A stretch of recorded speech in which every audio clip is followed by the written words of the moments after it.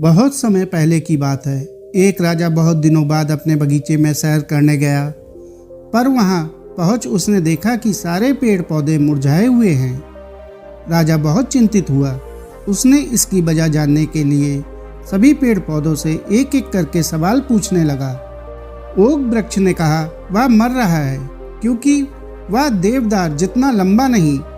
राजा ने देवदार की ओर देखा तो उसके भी कंधे झुके हुए थे क्योंकि वह अंगूर लता की भांति फल पैदा नहीं कर सकता था। अंगूर लता इसलिए मरी जा रही थी कि वह गुलाब की तरह खिल नहीं पाती थी।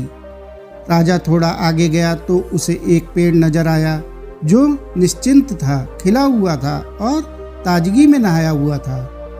राजा ने उससे पूछा, बड़ी अजीब बात है, मैं पूरे बाग में घूम चुका हूँ, लेकिन एक से बढ़कर एक ताकतवर और बड़े पेड़ दुखी हुए बैठे हैं, लेकिन तुम इतने प्रसन्न नजर आ रहे हो, ऐसा कैसे संभव है?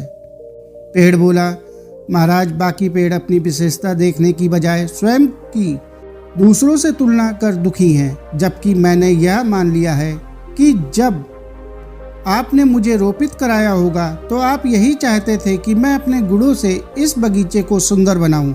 यदि आप इस स्थान पर ओक, अंगूर या गुलाब चाहते तो उन्हें लगवाते। इसलिए मैं किसी और की तरह बनने की बजाय अपनी क्षमता के अनुसार श्रेष्ठतम बनने का प्रयास करता हूं और प्रसन्न रहता हूं।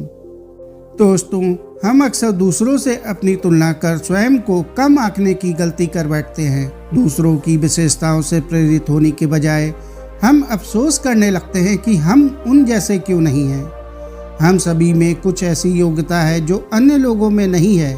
ज़रूरत है तो सिर्फ उसे पहचानने की और उस गुणवत्ता को और विकसित कर अपने क्षेत्र में सफलता प्राप्त करने की। अगर हम यकीन कर लें कि हम सफल हो सकते हैं तो इससे दूसरे भी हम पर विश्वास करने लगते हैं। इंसान की सबसे बड़ी कमजोरी खुद का मूल्यांकन कम करने की होती है। हमें अपनी कमियों का पता होना अच्छी बात है। इनसे हमें यह पता चलता है कि हमें किस क्षेत्र में सुधार करना है। हमेशा अपने गुणों, अपनी योग्यताओं पर ध्यान केंद्रित करें। यह जान लें, आप जितना समझते हैं आप उससे कहीं बेहतर हैं। वहीं बड़ी सफलता उन्हीं लोगों का दरवाजा खटखटाती है जो लगातार खुद के सामने ऊंचे लक्ष्य रखते हैं, जो अपनी कार्य क्षमता सुधारना चाहते हैं। साथियों, आपको यह कहानी कैसी लगी कमेंट करके जरूर बताएं। कहानी अच्छी लगी हो तो कहानी को लाइक और चैनल को सब्सक्राइब कर लें। धन्यवाद।